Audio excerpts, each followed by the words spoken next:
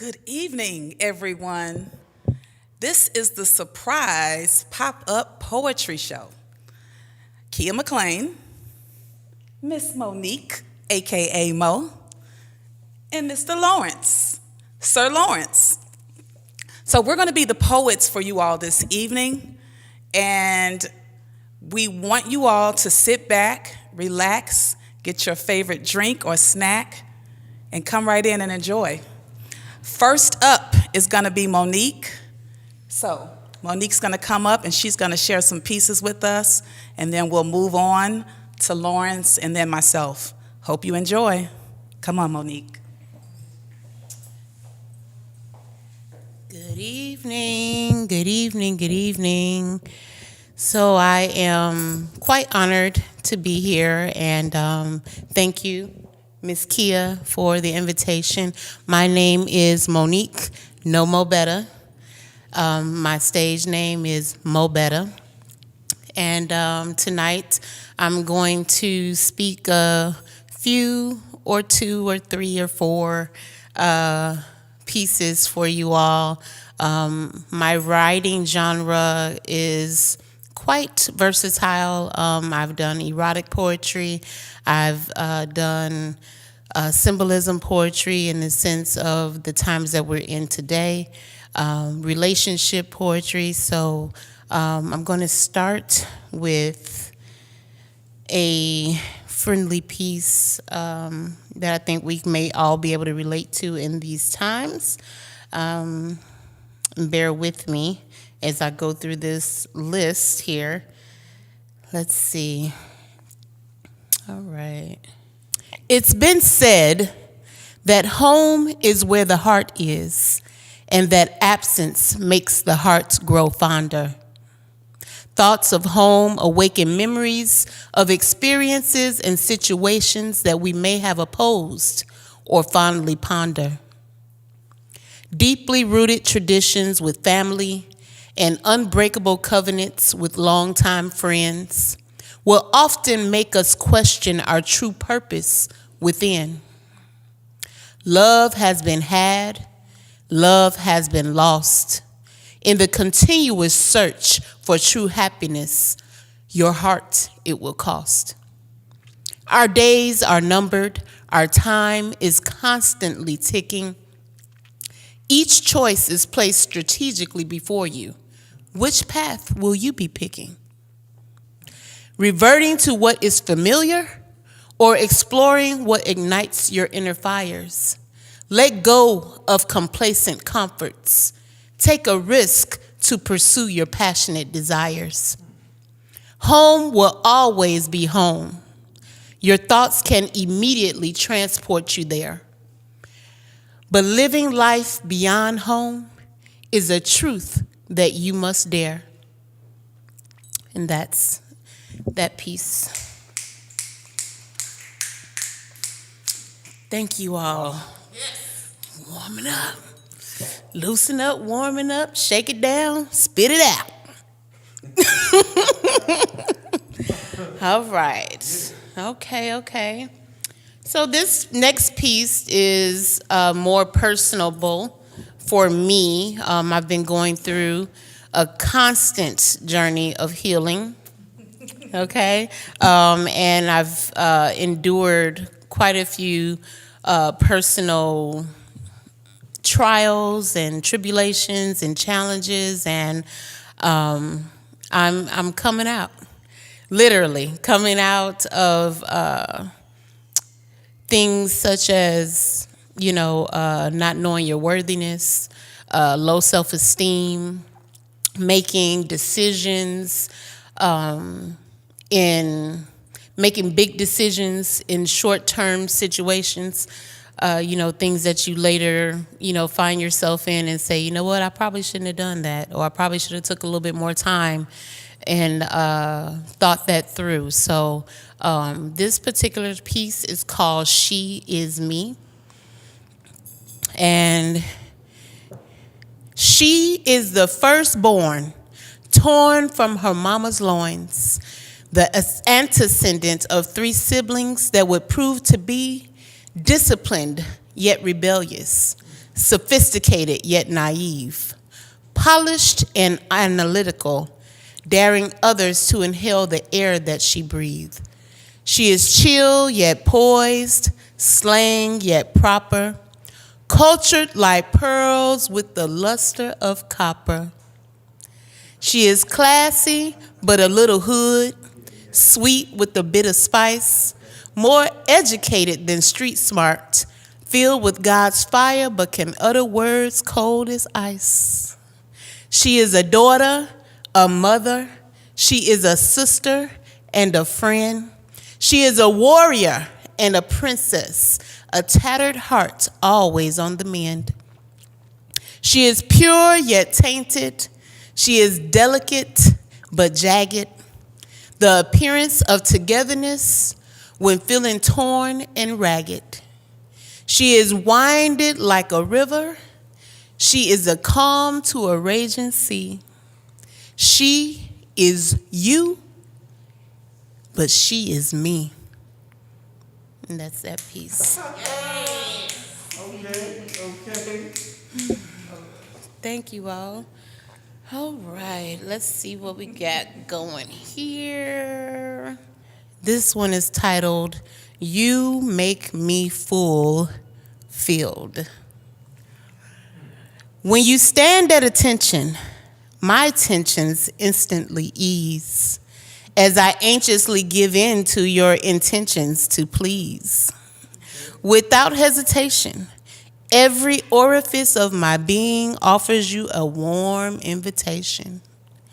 My hidden wetness awaits your initial entry.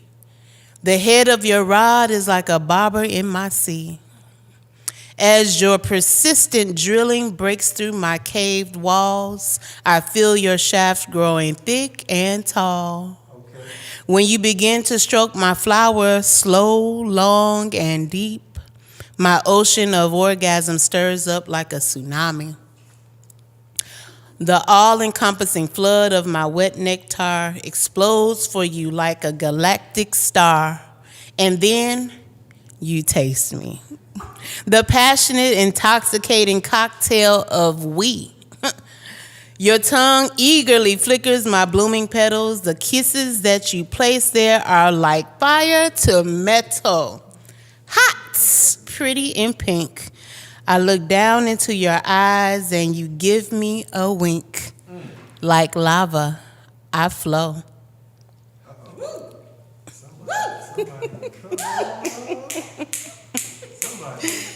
Wow. That's what they said.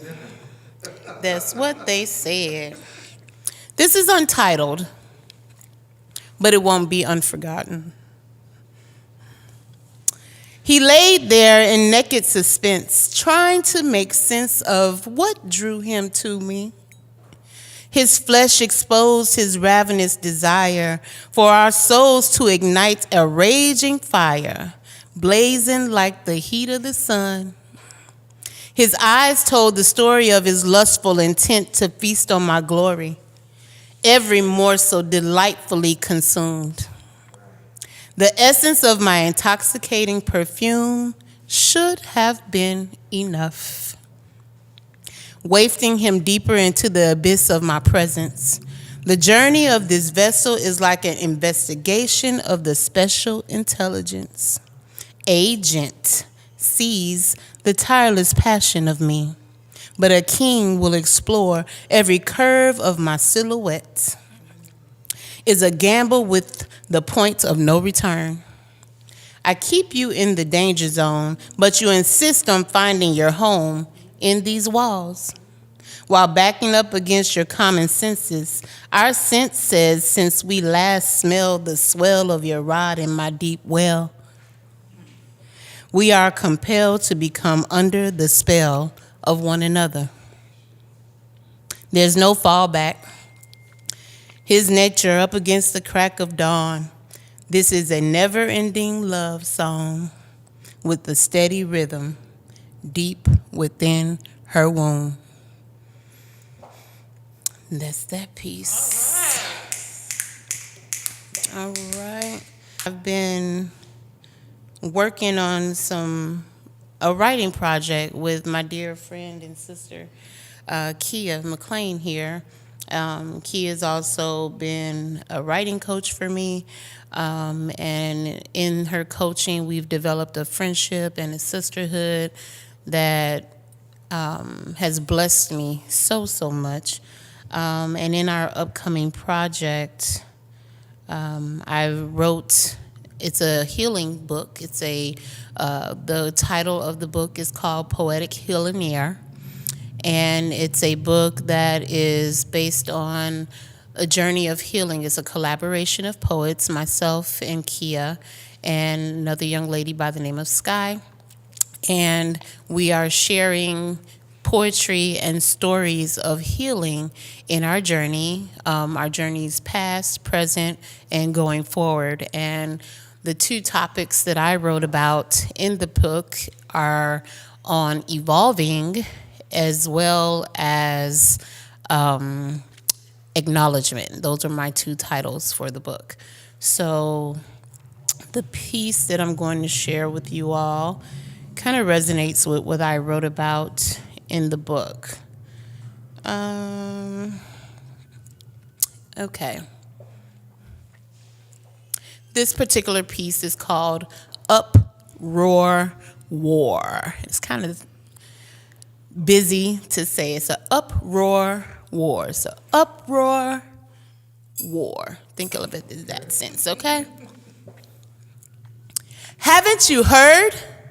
There is an uproar war within me. You see, I was told that thoughts become actions, but before acted, thoughts are words. So in essence, the manner in which he, she, you, and I are acting is by and because of what our minds have been born into, taught, then seen or heard. The war that we have fought the longest. Is there or is there not a God? As an innocent child, I believed yes. As a self-searching youth, I questioned how. As a woman with children, selective habits, and a husband, I cried, God, I need you now.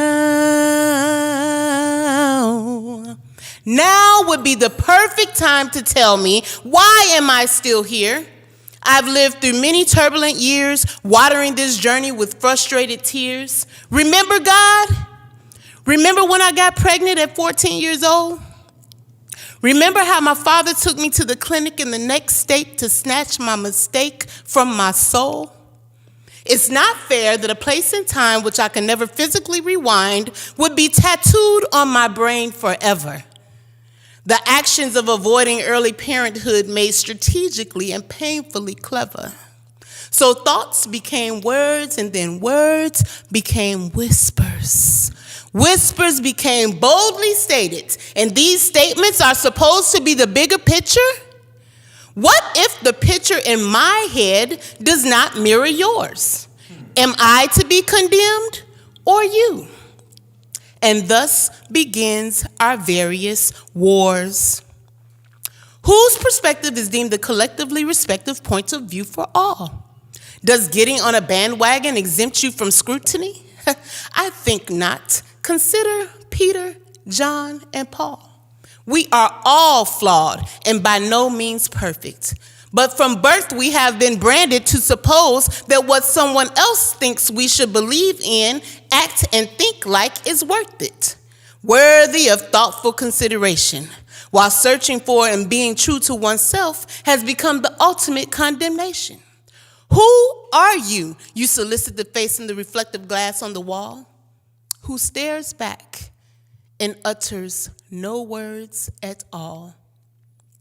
So if the words we think truly define who we are and what we are about, how do we determine when to keep silent and when to speak out? Loudly chattering is the battle within our minds. Religion, politics, and human nature cultivate or diminish the wars to which we bind.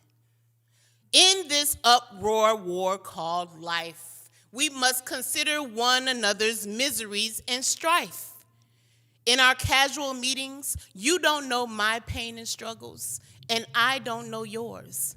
So let's demonstrate respect and compassion to bring peace to our common storms. So I can be followed on, Facebook at Be and Do More Better, Be and Do Mo Better, and that's B, the word be, and in the punctuation, do, Mobetta,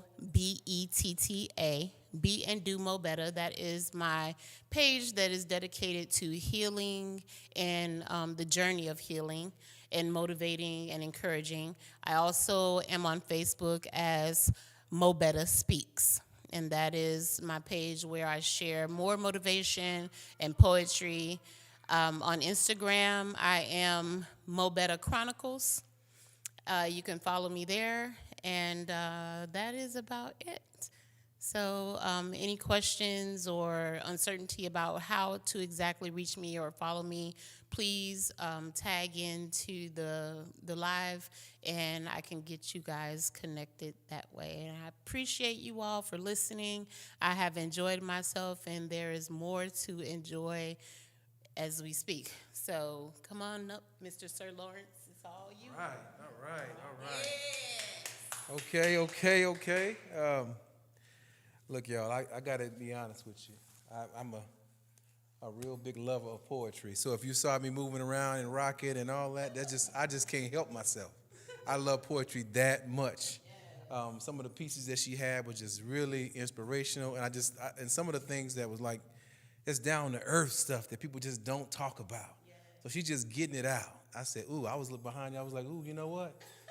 She need that issue as soon as possible.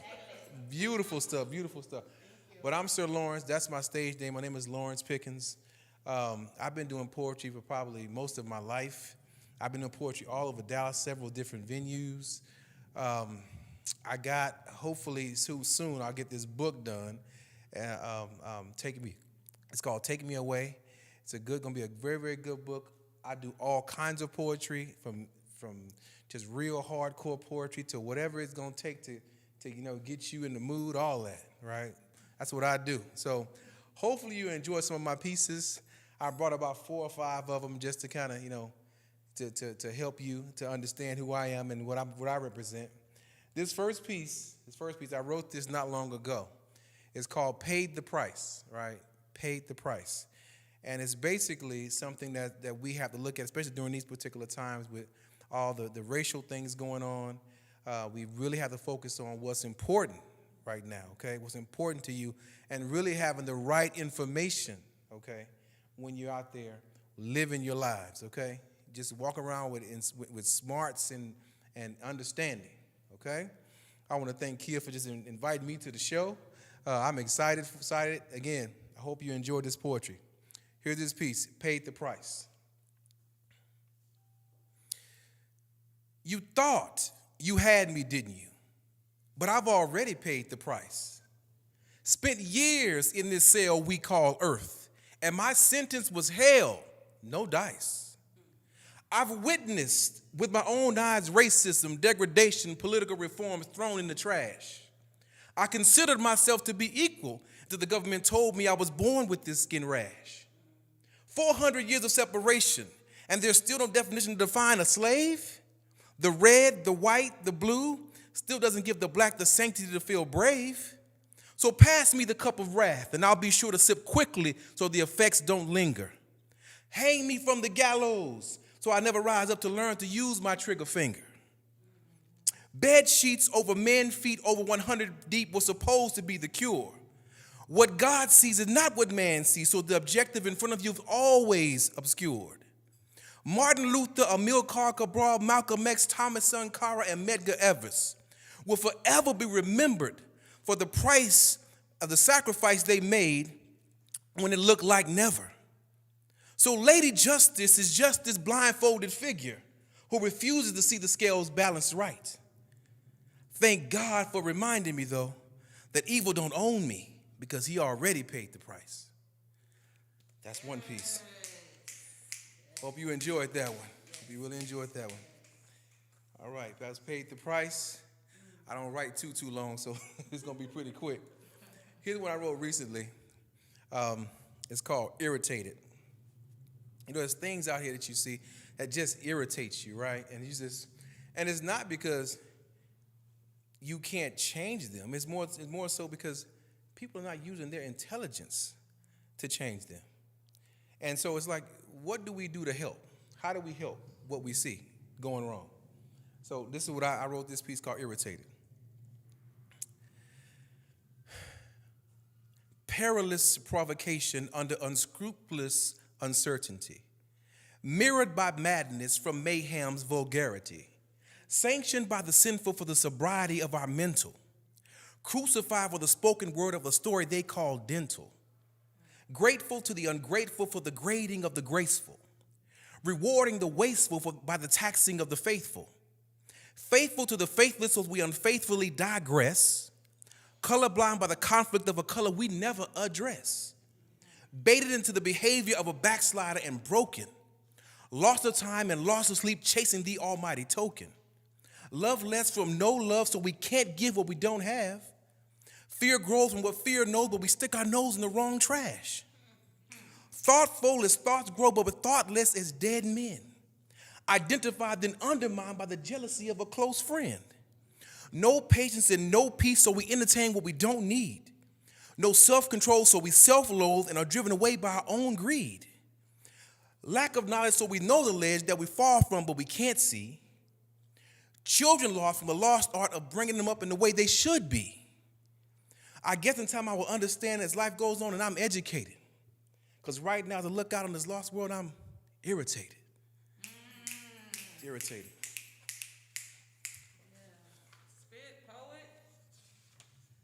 Am I getting through these too quickly? Okay, I was hyped up with those two. All right, so we're gonna bring it down just a little bit if y'all okay. Turn my hat around for this one. I gave you the energy. Did I give you the energy? I'm gonna turn my hat around, right? So I want to be a little softer, y'all. I call this piece "My Sleeping Beauty." My Sleeping Beauty. I gotta change my voice. For this. I so love waking up before you and watching you as you sleep. If I could describe it, it would be like a blooming flower waiting for the sunrise to warm its petals from the heat. Just the slightest kiss on your forehead and you arise from your slumber, only to beguile me with a smile that you know has my heart's number. The softness of your hands holding on to mine is such a feeling. When you face me and sit down in my lap as we caress is so revealing. Time has nothing to do with this, baby, because it freezes to capture every segment. And the covers can't cover your beauty while your inner beauty uncovers the essence. So help me find more of my words to describe, more of what my eyes have the pleasure to witness. Surely God's paintbrush didn't miss a curve I see as the contours road sign says endless. The sexy in your gaze, baby, the motion in your walk leaves me thinking I'm in a daze, so excuse my stumbling verbs while I talk. While there's more that meets the eye, there's certainly more that meets the soul. Even Queen Sheba, with all of her beauty, would give you her crown and drape you in gold. So tell me what I'm missing, Queen, to unlock the secret behind this movie. Because if it's more than just a dream, I thank God he chose you to be my sleeping beauty. Oh, yes. That's lovely. Sleeping beauty. Boy, you wake up, she look just right. Ain't nothing like that. Woo. So this is my pain piece right here. I wrote this out of some real pain, but it taught me some real power too, okay? So, y'all going through things, we can all relate, okay? But it's all about what you get from it, what you get from the pain. This is an older piece I wrote, and I've actually spoken this out before a few times. It's called Bulletproof. Bulletproof. So we're going to raise it up one more time. Bulletproof.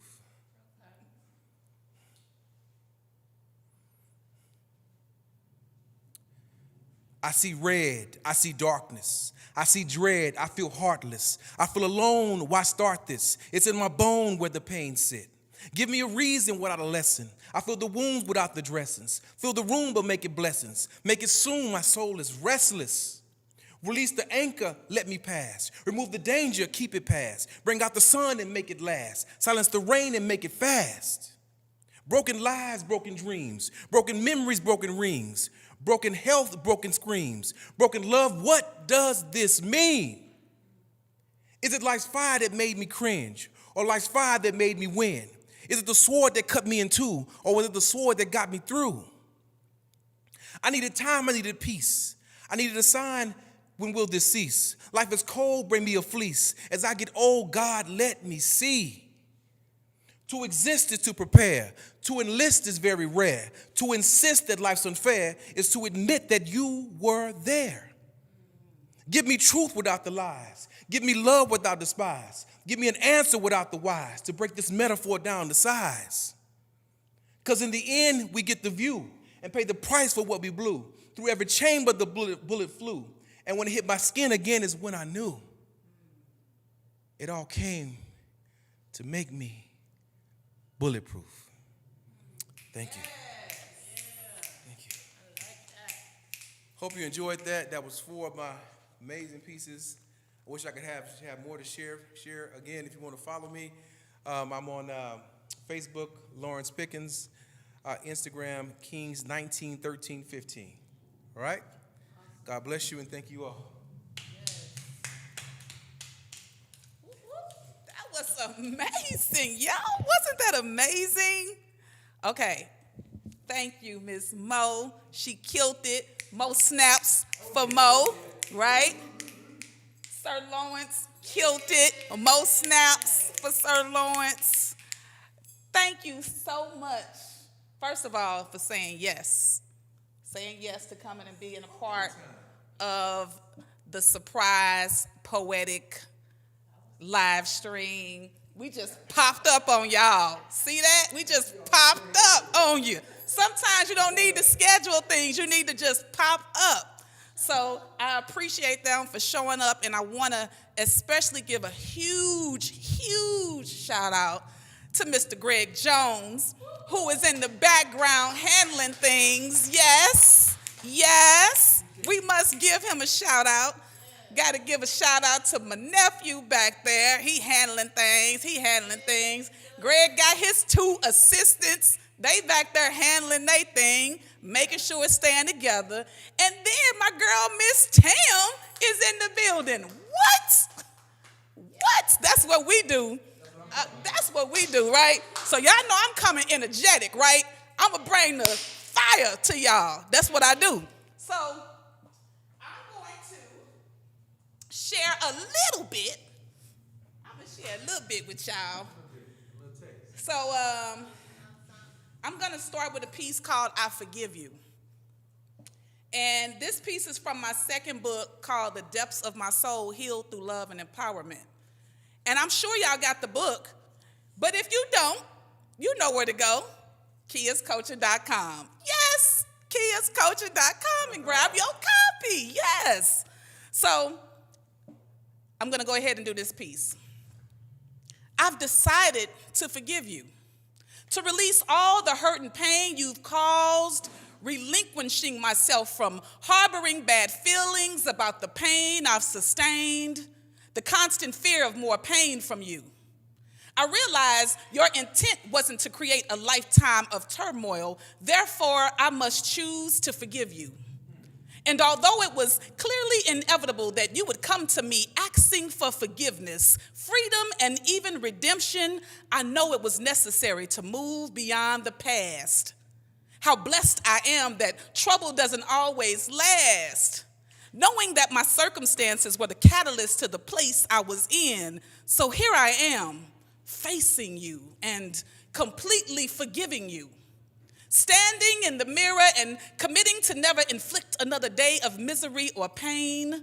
Forgiving myself for the way I've treated me and even for how I allowed others to treat me. Because ultimately, forgiveness has to start right here with me. You see, I had become the one that was causing the tears in her eyes. This was all predicated on lies. And now I commit and make a vow to forgive you, to release any and all wrongdoings. As I face you today, I say goodbye to all the past fears, hurt, trouble, and self-inflicted pain. It is the final goodbye. I now completely forgive you. That's that piece. Sometimes you got to forgive yourself. You start with yourself first, then you can forgive other people. But forgive yourself. Forgive yourself for allowing anything that wasn't supposed to attach to you, for anything that didn't belong where you are, for any decision that you made that might not have been the wisest choice. Forgive yourself. Give yourself the grace and move past it. Okay, so that's the message. So this next piece I'm going to share is called Reflecting. And I talk about my meditation and prayer life a lot. It's a private experience, but I wrote about it, and I'm going to share that with you all. Quietly reflecting, no longer directing, after coming to the conclusion that my peace and serenity lies with you. Closing my eyes and paying attention to my posture. Aligning myself with you and knowing that my power and strength is where I abide. That I am completely and utterly enthralled in you.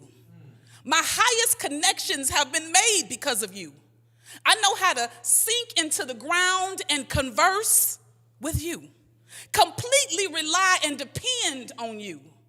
Hear from the spirits and my protective ancestors, knowing it is you that shifted me to my purpose. Provisions were made to keep me balanced. I understand and, more importantly, realize how important my personal and direct connection is.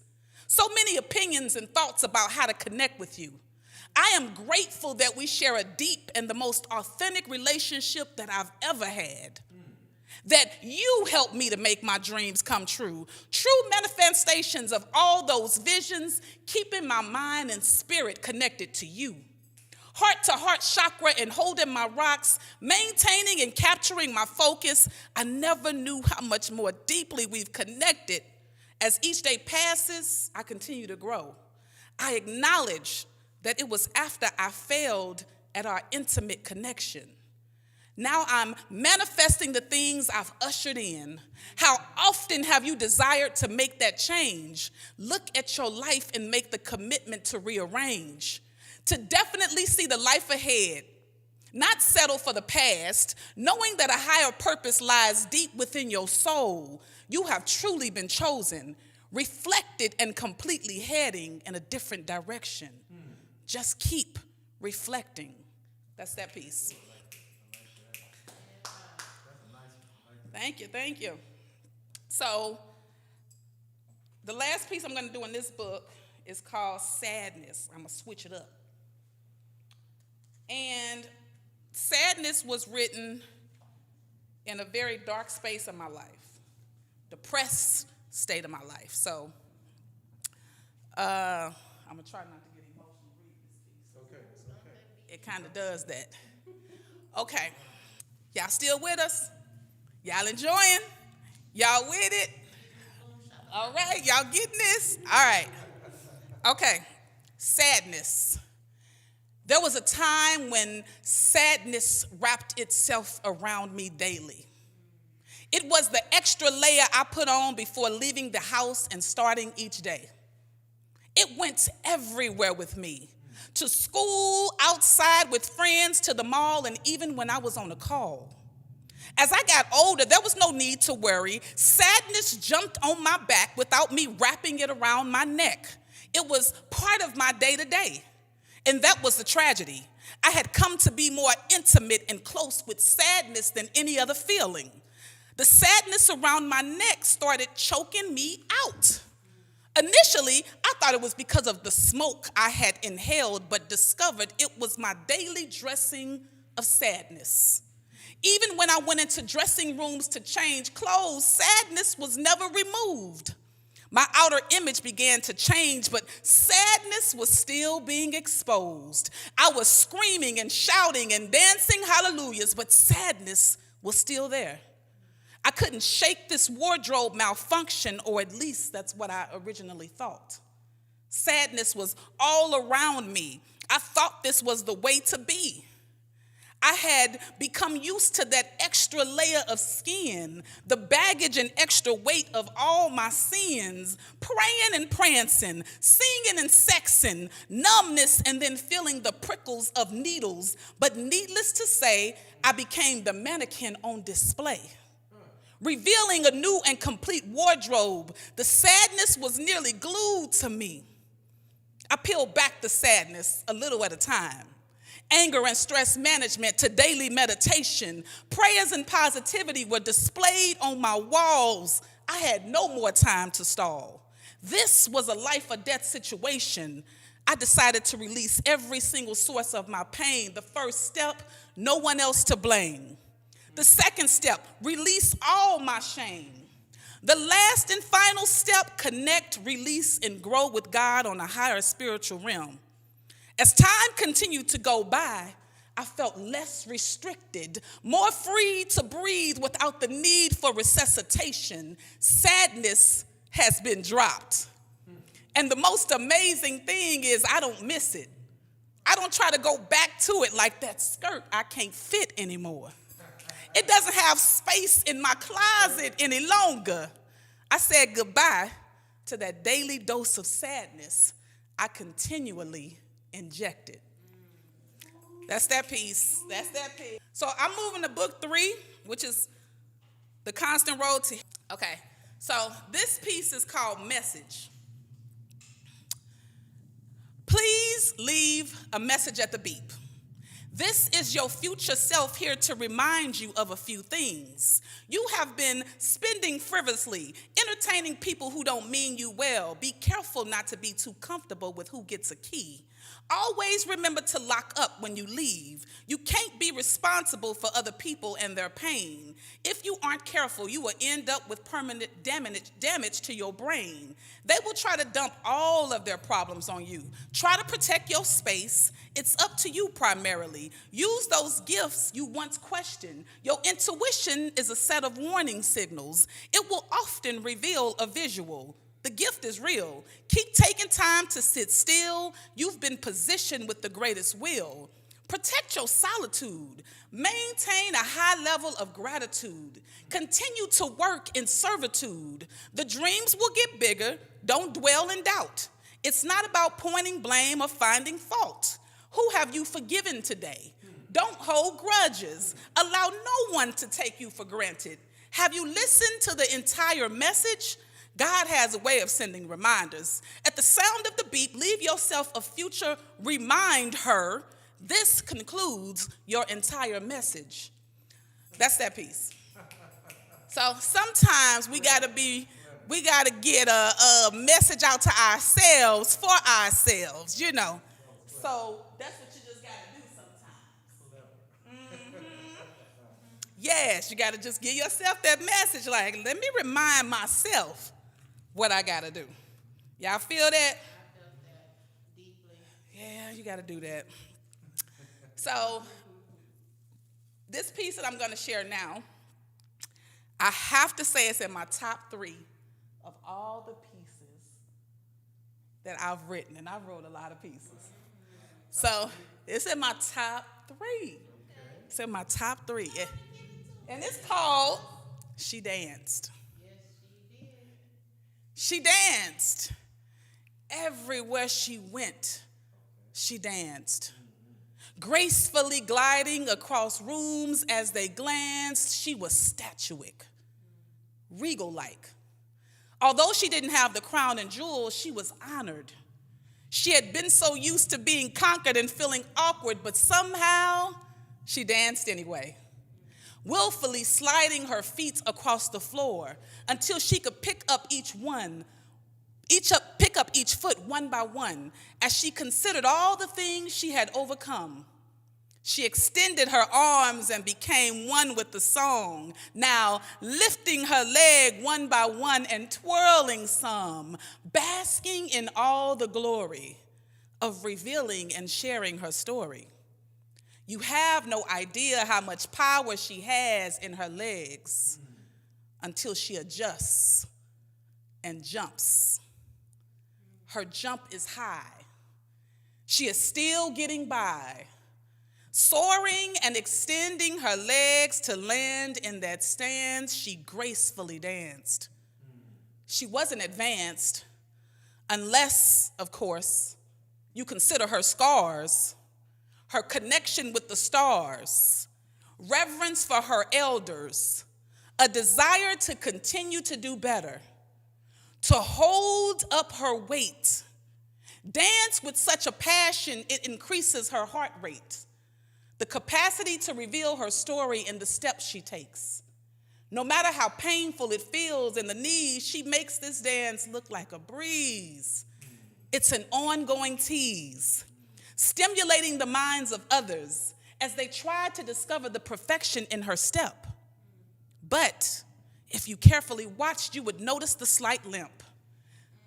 But she dances anyway, knowing that the more she dances, the stronger she gets. The more she extends those legs, the more she wins.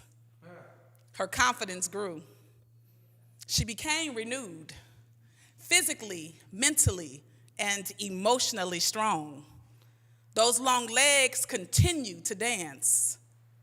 She lands softly on her feet, no longer accepting the emotional defeat. She dances, she's danced, and she will continue to dance. That's She Danced. I'm gonna do one last piece, and then we're gonna get out of here. I hope you all enjoyed the live pop-up poetry show. I'm looking for that feedback, y'all. All right, so this last piece that I'm gonna do is my signature piece, and it's called I Know Who You Are. I know who you are. You are the one who stands tall and erect. You are the one who they say seems so direct, the one that demands anything but the most respect. You are often challenged and misunderstood, told that you have a lot of attitude. Your strength and resilience is of great magnitude. You can soar as high as the highest altitude.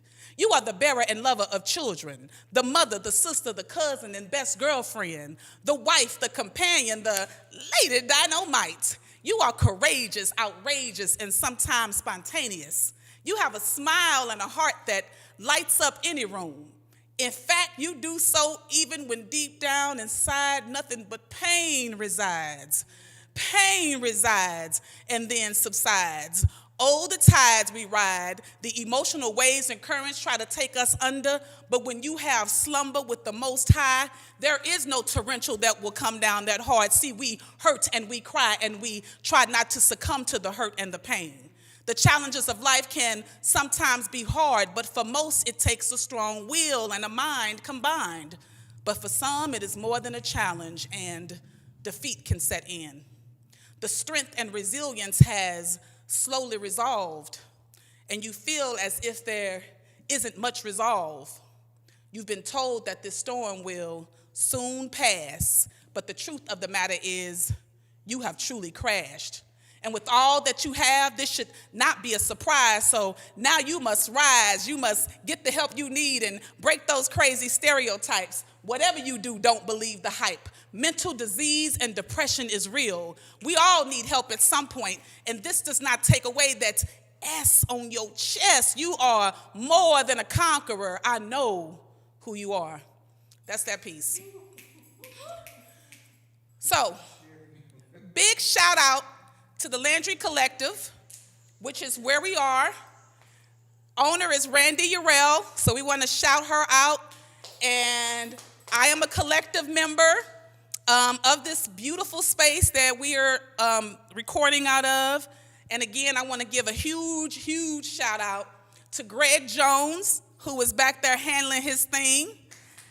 Yes, a huge shout out to Nephew. He over there handling his thing. Nephew. And my girl Tamara Batso, yes. And then, of course, to my fellow poets, I want to thank them for saying yes. Thank them for saying yes. I want you all to be on the lookout. I have 2 projects that are coming out. I'm going to make an announcement on my Facebook page about those projects launching, so you'll get to hear about it. So thanks for tuning in. I hope you enjoyed this pop-up poetry show. Peace.